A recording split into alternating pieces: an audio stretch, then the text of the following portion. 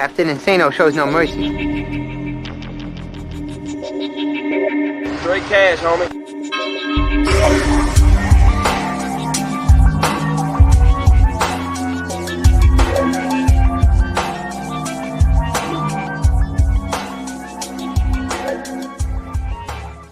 Hold on to your butts.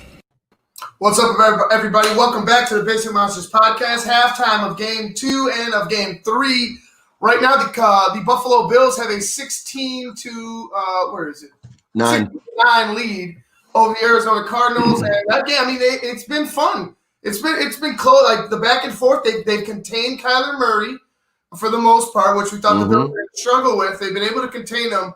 The Cardinals have been getting yards. They just haven't been able to really get deep into Bills territory.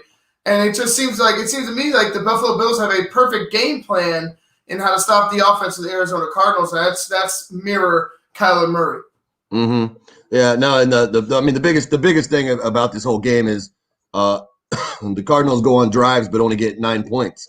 You got to finish these long drives with touchdowns. Especially, I mean, it looks like Buffalo came to play today, so that they're going to have to definitely. And I don't even know that Hopkins has really been all that involved in this game. So maybe that's props to the Bills just go ahead and shutting him down. But somebody's got it because it looks like the running backs for the Cardinals are doing their part. Like they're running, they're gashing, 5, 10, 20-yard runs. But that passing attack for the Cardinals has to get going sooner. They're going to find themselves way behind. And, Kyler Murray's 13 of 19, 102 yards. And you know what that tells me? That tells me you're just throwing it short. Exactly. That tells me you're playing it safe and you're throwing it underneath. And you're not really – I mean, I'm sure like they've taken a few shots, but they haven't really connected on those big shots. And that's what they're banking on in Arizona is they're banking on them to hit the Christian Kirk, them to hit the DeAndre Hopkins. You know what I mean? Like was it John Brown? Them to hit those guys. And even though Larry Fitzgerald hit him on big plays down the sidelines in the middle of the field, they just haven't seemed to connect on one of those big plays yet. Mm-hmm. Yeah, I mean that's going to be the thing. Is, if Buffalo can continue to contain Kyler Murray, and get him with the happy feet, because I'd much rather have him running than throwing 50 yards down the field. They're going to have to, if they can continue to contain him, and if they can keep a hold of Hopkins, like I said, man, like if they can do that, they've got this W in the bag. But if I have a feeling that they'll go in the halftime and you'll see a different approach for the Cardinals offense. I think they'll come out and start airing it out a little bit more, and then put some more points up. Right, you got Josh Allen, 11 for 18, 109 yards on the other side of the field with the Buffalo Bills. He also leads them in rushing with 6 carries, 26 yards. Devin Singletary is in second with 2 carries and 15 yards with the Cardinals. The Cardinals have a good mix. They got a good mix right now with the run, which it's kind of shocking that they haven't been able to score. Get into the end zone. It's just they got 44 yards from Drake, 44 yards from Edmonds, 19 from Kyler Murray after like what was it? We had a couple in the first quarter. He had a negative in the first quarter or something like that. But they're being able to sustain the run. It's just they haven't been able to make that big play. Like I said, let's check out third down efficiency. I feel like they're pretty close together actually. Yeah, they are. 50 for the Bills, 44 for the Arizona Cardinals. The Cardinals have had more time of possession, and it's like I said, it's just the numbers don't add up. Why aren't you in the end zone? You know what I mean? Like you're on paper, you're beating this team. Why aren't you in the end zone? Right. That's the key, man. I mean, they're pretty even, with the third down conversion you said, and then they're also even right around the yards per play. You got Arizona sitting at 5.3 and Buffalo sitting at 5.6. So, they're right there. I mean, it's not like I feel like they're just kind of beating themselves or not making the plays when they need to. Like I said, I think they'll go in at halftime. I think they, regroup, come out with a different approach, and start taking it to the Bills a little bit more. Yeah, and then in our other game 3, we've got the Rams and the Seahawks, and this one's a close one. It's still going on. The Rams have the ball. They had an interception in the end zone, going the other way. The Seahawks are driving. They were in the red zone, and I want to say, I don't want to say errant. I think he was going for the tight end that was on the sideline. He threw it to the wrong guy. Like he threw it right to the defender for the LA Rams, and I don't know what Russ was looking at right there. Mm-hmm. Yeah, I mean Seattle. I don't know what their deal is. I mean, they were white hot in the beginning of the year. Russell's throwing 3, 4, 5 touchdowns a game, and they were winning big. And then all of a sudden, this middle of the season hit, and I don't know if that's a fatigue thing or what that is, but looks like they just completed a big pass right now. But anyway, they need to find something. I mean, I know they got a couple injuries and whatnot, but. They need to get that offense going. Oh, I'll tell you what it is. And I was just talking to somebody I know from Seattle, big Seahawks fan, and he was like, "I just got kicked out." He said on Facebook he just got kicked out of a Seahawks chat room for it's like the defense is trash. Like the defense is that bad. This is what's wrong with Seattle. The defense is that bad that your offense can't sustain anything that they're doing. As good as they're playing. That shit ain't sustainable because of your defense. Right. Yeah. I mean, so let's say if Russell and them aren't converting third downs and all that stuff, and then that defense having to go back out on the field so much, and they're already in the bottom tier of defenses in the league. So you get one of the worst defenses on the field for 3/4 of the game. You take those odds all day. Jared Goff is 17 of 22 for 222 yards, no touchdowns, no picks. That's fine. I take that. You got your three-headed monster, Cam Akers, 5 carries, 28 yards. Malcolm Brown, 3 for 26 and a touchdown. Darrell Henderson, 4 for 10 and a touchdown. And Jared Goff has just 1 carry for a yard. But that's a great mix.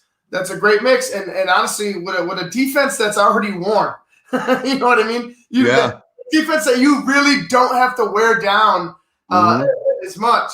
That's going to be huge coming down the stretch, man. Like if the Rams come in here, let's see, where are we going? Halftime. We have 45 seconds left. I believe Seattle's getting the ball back. No, the Rams have the ball. Oh, you mean at the next half? Yeah, at the half. Yeah, LA's driving right now. I mean, they're quite a ways back, but they got 45 seconds. Right, you go in here if they somehow, some way get some points here.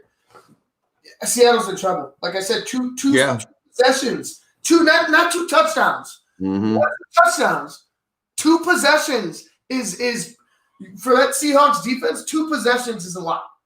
Yeah, possessions. I mean the only thing if they got up 3, somebody got up 3 touchdowns on their ass. Well, like last week, shit. Wow. What happened? Oh, never mind. That was earlier in the game. I thought that was going on right now. I was like, oh, wow. Looks like it was Higbee or somebody. Right. Well, yeah, you it's just not enough. It's not fair to Russell Wilson. It's not fair to that offense. It's not fair. Your defense is absolute garbage. Like honestly, here's the New York Jets on the bottom. And then right there on top of the New York Jets, lay the Seattle Seahawks. Yeah.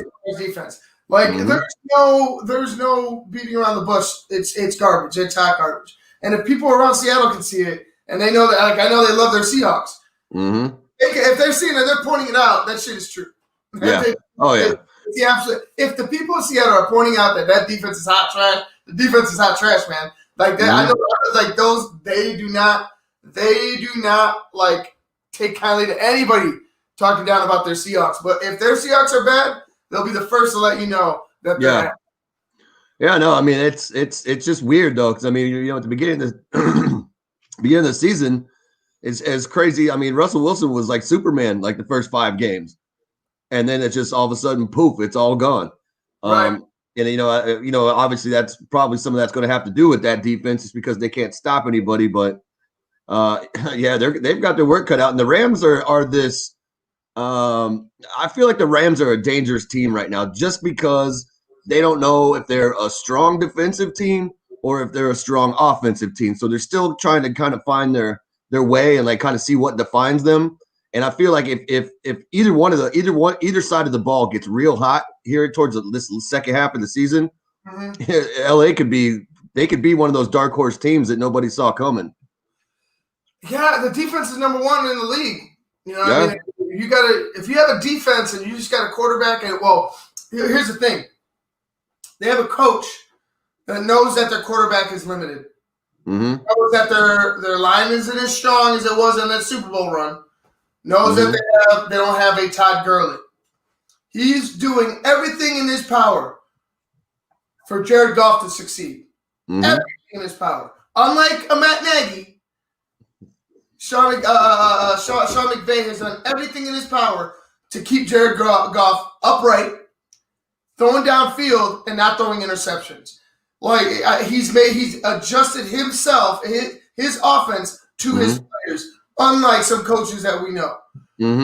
It's you have the number one offense and an offense, or the number one defense and an offense that can control the ball, not give it away, and score points when they need to.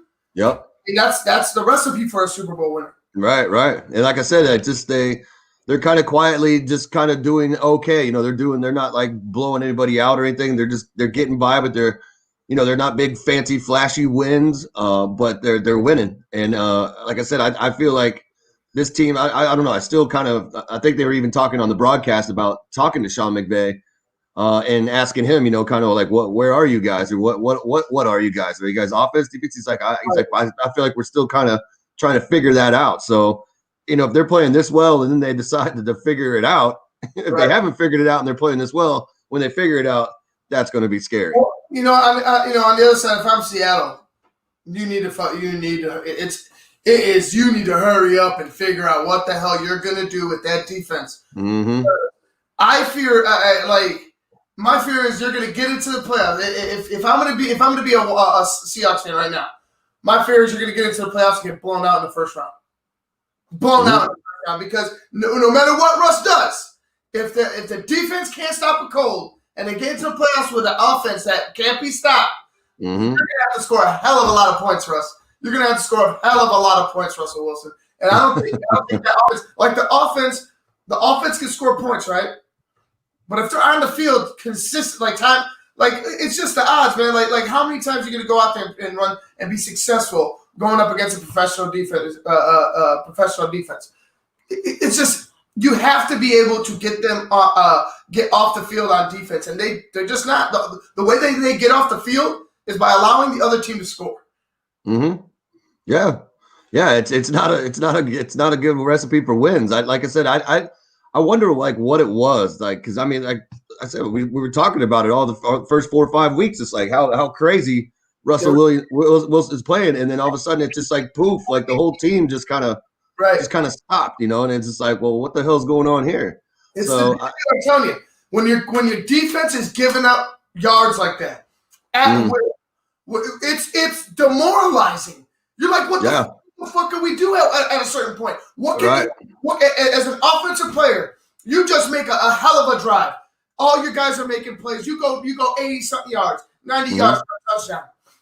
Next like 4 or 5 possessions or so or plays, or let's say the next drive, you're going right back out there trying to score again. So you never really gain ground.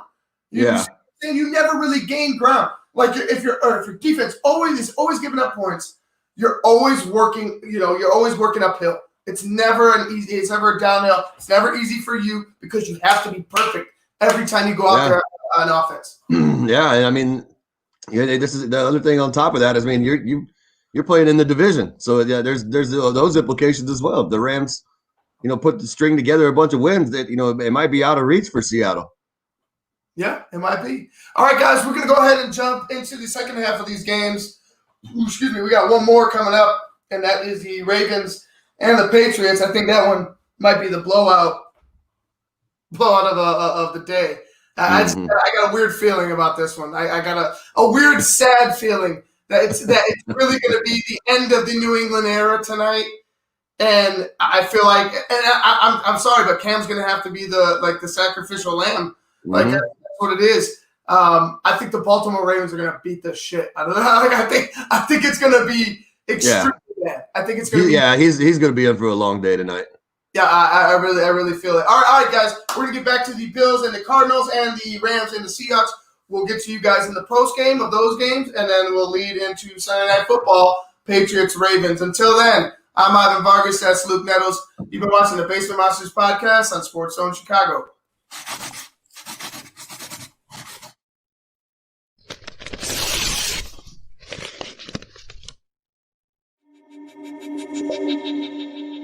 Captain Insano shows no mercy. Straight cash, homie.